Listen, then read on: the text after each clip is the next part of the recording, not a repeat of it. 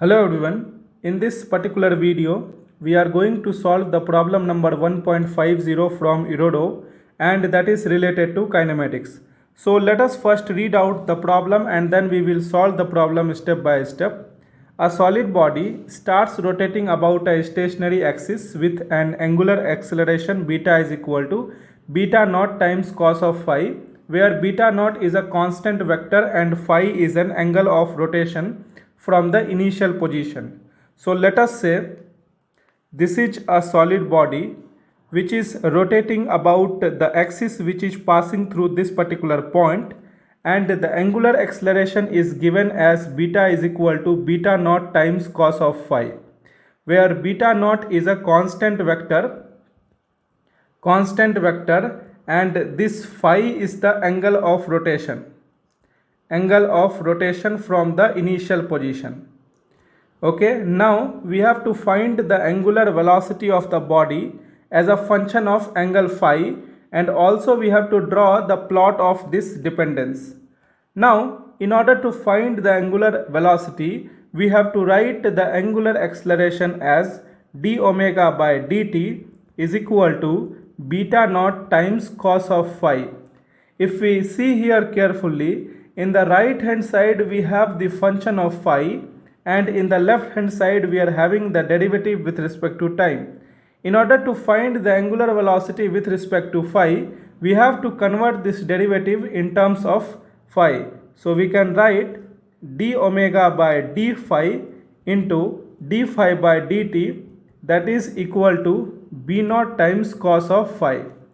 Okay, and then the d phi by dt we can write it as the angular velocity, that is the derivative of the angular displacement. So we can write omega times d omega by d phi is equal to beta naught times cos of phi. Okay, let us take d phi to this particular side.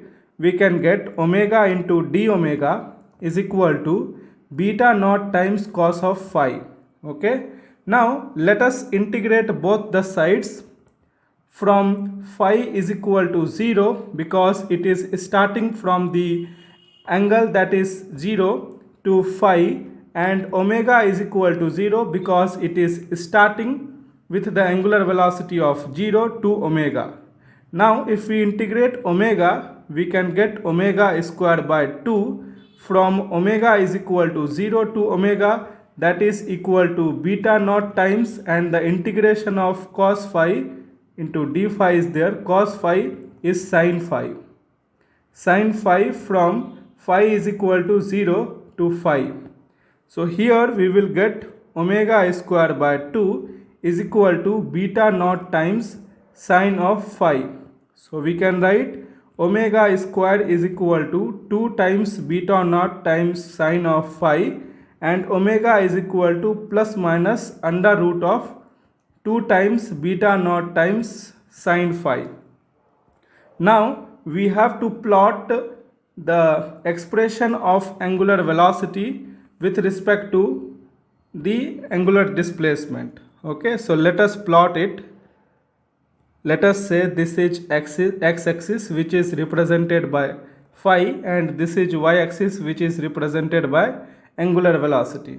Now at phi is equal to 0, we are having the angular velocity of 0. So at phi is equal to 0, angular velocity is 0, and at phi is equal to pi, we are having the angular velocity of 0 again because sin phi is 0, and at phi is equal to pi by 2, we are having the angular velocity is equal to 2 times beta naught under root, and that is maximum.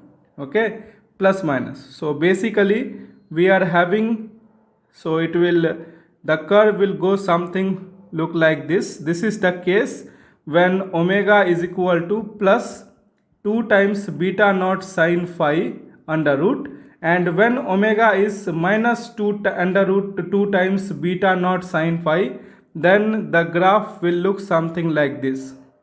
So this will be the graph that is given as omega is equal to minus 2 beta naught times sin phi under root. Okay, and if we draw the function of angular acceleration, that is given as beta is equal to beta naught times cos phi. So basically this is beta is equal to beta naught times cos of phi. So let us say this is beta naught. So this will go something like this.